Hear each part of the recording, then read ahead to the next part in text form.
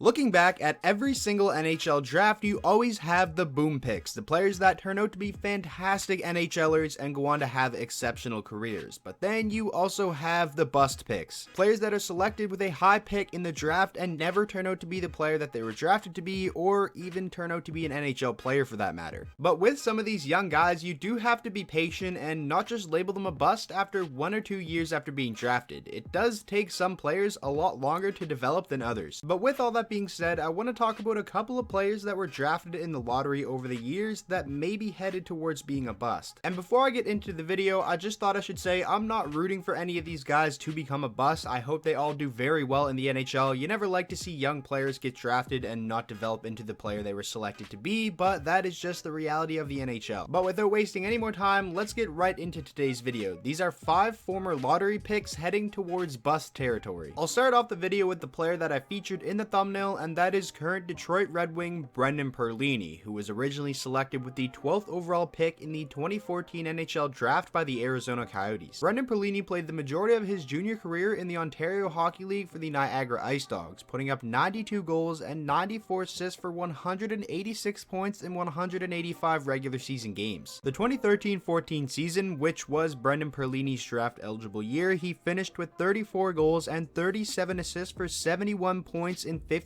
regular season games. Only 1 assist in 7 playoff games, but he was still slated to be a pretty high pick in the 2014 draft. After being drafted by the Coyotes in 2014, Pelini would spend the next 2 seasons with the Niagara Ice Dogs, putting up 60 points in 43 games in 2014-15, and then a pretty disappointing 45 points in 57 games in 2015-16. After turning pro for the 2016-17 season, Pelini lit it up in the American Hockey League, putting up 14 goals in 17 games for 19 total points. He actually had a pretty strong showing in the NHL as well, with 14 goals and 21 points in 57 games. He followed that up with 30 points in 74 games in the 2017-18 season, which stands as his best year in the NHL to date. And then 22 games into the 2018-19 season, he and Dylan Strome were sent to the Chicago Blackhawks in exchange for Nick Schmaltz. Now, we all know how Pelini's tenure with the Blackhawks went. He wasn't happy with his ice time and then was eventually once again traded to the Detroit Red Wings, where he currently finds himself right now. And in 31 games of the Red Wings, Pelini only has a goal and 2 assists for 3 points, and actually has served as a healthy scratch a good amount of games this season. And especially on a team like Detroit, being a healthy scratch is not a good look. It'll be interesting to see what happens for Pelini in the future, but things really just aren't looking the greatest right now. The next player we have to talk about is Samuel Morin, who was selected with the 11th overall pick in the 2013 draft by the Philadelphia Flyers. And in his case, it isn't poor play that is really pushing him in the direction of being labeled as a bust. It's really just the luck that he's had with injuries so far. At just the young age of 24 years old and having played a total of 9 NHL games, Samuel Morin has already suffered 2 torn ACLs. A torn ACL is an injury that could derail a player's entire career, and for him at such a young age, having to go through the rehab of that 2 different times is obviously a massive setback. Since the beginning of the 2017-18 season, Samuel Morin has only played a combined 28 games between the NHL and the American Hockey League. That is a very small amount of games in that amount of time. And with the torn ACL, you're not able to do much at all, so I can only imagine how big of a damper that put on his development. And when you look at that Flyers blue line, it's honestly pretty good right now and set up relatively well for the future, so it'll even be difficult for a healthy Samuel Morin to become a full-time NHLer for the Flyers. It'll be super interesting to see what happens with Samuel Morin. I'm definitely pulling for him, and it would be a great story if he does one day become a full-time NHLer, considering everything he has already gone through at such a young age. I'm definitely pulling for him, and you should be too, but it really just isn't looking good for him right now, and his luck has just been terrible. The next player we have to talk about is Jesse Puljujärvi, and I'm not saying he's a bust by any means. The dude is still only 21 years old, but I had to feature him in this video just because of the way things have been going so far. Puljujärvi was the 4th overall pick in the 2016 draft by the Edmonton Oilers, and we all know how things went with Puljujärvi and the Edmonton Oilers. He's most likely never going to play another game for the franchise. Puljujärvi believed he should have been given more minutes. He believed he should have been put in a better opportunity to succeed, and while yeah, the Oilers probably could have handled him a little bit better than they did, the NHL is a results-driven league. You can't just be handed top end minutes. You have to earn those, and his results in Edmonton when he played in the NHL just weren't the greatest. So now the situation is Jesse Puljujärvi will not return to the NHL unless he has his rights traded from the Edmonton Oilers to a new team where he can get a fresh start. And Edmonton is obviously going to take their time on this. They're going to wait for the right offer, but are there even many GMs out there calling Ken Holland asking about Jesse Puljujärvi? I mean, his trade value definitely can't be too high right now, but I definitely think there should at least be a couple of teams that are interested in Jesse Puljujärvi. He's having a strong year in the Liga with 44 points in 44 games. He's only 21 years old and still does have a ton of potential in my opinion, but it's not like his trade request is a private thing. It's well known, and I'm sure all 30 other GMs in the league know about this, so when they call about him, they're not going to give Edmonton a significant offer most likely, just because they know that the Oilers are kind of in a situation where they have to trade him or he's never going to come back to the team. It'll be super interesting to see how this plays out, and I definitely think there is a strong chance that we see Jesse Puljujärvi traded in the summertime and then hopefully return to the NHL next season and prove to everybody that he isn't a bust. And again, it's super early, he's only 21 years old, but I had to put him in this video because again, this isn't players that I think are a bust, it's players that are kind of moving towards that territory. Moving along now to the next player, we have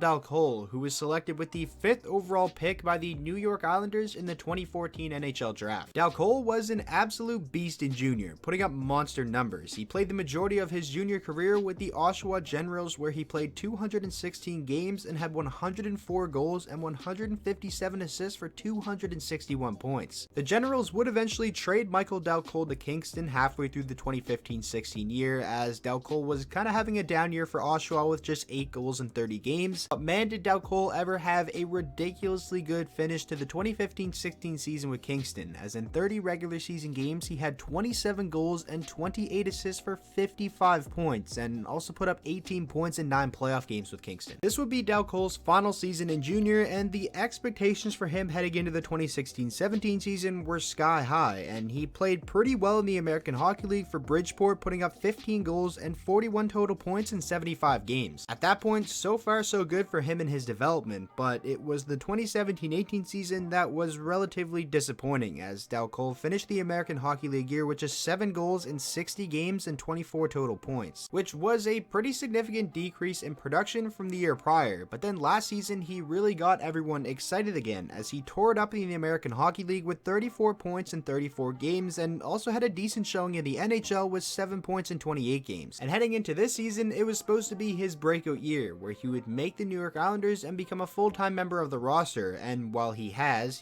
played 42 games with the Islanders this year, he's only got 10 points and is a -5. Dal Colle is still only 23 years old, and there definitely still is potential for him to become a pretty solid NHL player one day, but honestly, I don't think he's ever going to come close to being the player he was drafted to be. And now to finish out the video, we have Julius Honka, who was selected with the 14th overall pick in the 2014 NHL draft by the Dallas Stars. Julius Honka played his draft year with the Swift Current Broncos of the WHL, and he was an elite offensive defenseman for them, putting up 16 goals and 40 assists for 56 points in 62 games. After being drafted 14th overall by the Stars, Honka would then play the following 3 seasons in the American Hockey League for the Texas Stars. And from 2014 up until 2017, Honka was a great offensive defenseman for Texas, his best season coming in 2015-16, where he put up 44 points in 73 games with the Stars. And heading into the 2017-18 season, Julius Honka was fully expected to make the jump and become a full-time member of the Dallas Stars blue line. And while he did play 42 games with Dallas in the 2017-18 season, he kind of struggled and his game didn't really transition well from the American Hockey League to the NHL. And fast forward to today, Julius Honka kind of finds himself in a similar situation as Jesse Puljujärvi, who we talked about earlier in the video. Honka believing he deserved more minutes and should have been put in a better opportunity to succeed, and that ultimately led to him requesting a trade, and that trade request wasn't granted in time, so he is spending the remainder of this season in the Liga, like Jesse Puljujärvi. I'm pretty interested to see what happens with Honka and if Dallas is going to grant his trade request. He's an RFA, he's 24 years old, and I think a lot of teams in the NHL could be interested in a young defenseman with a bit of upside like him, but considering he was drafted in 2014 and was expected to become a good top 4 defenseman, and now here we are in 2020 and he's still not even a regular in the NHL, I think I had to feature him in this video. It isn't too late, but he definitely is heading towards bust territory. So that is going to wrap up today's video. I really hope you guys did enjoy, and like I said at the start, I'm rooting for all these guys. I hope they eventually do pan out at the NHL level, but as of right now, it's not really looking too good for many of them. Make sure to let me know down in the comment section below if you guys think I missed anybody, and if you guys have any predictions for what is going to happen with these players. And with all that being said, if you guys did enjoy today's video, please make sure to go down there and drop a like on it and subscribe to the channel for for some more NHL content, and I will see you guys on the next video.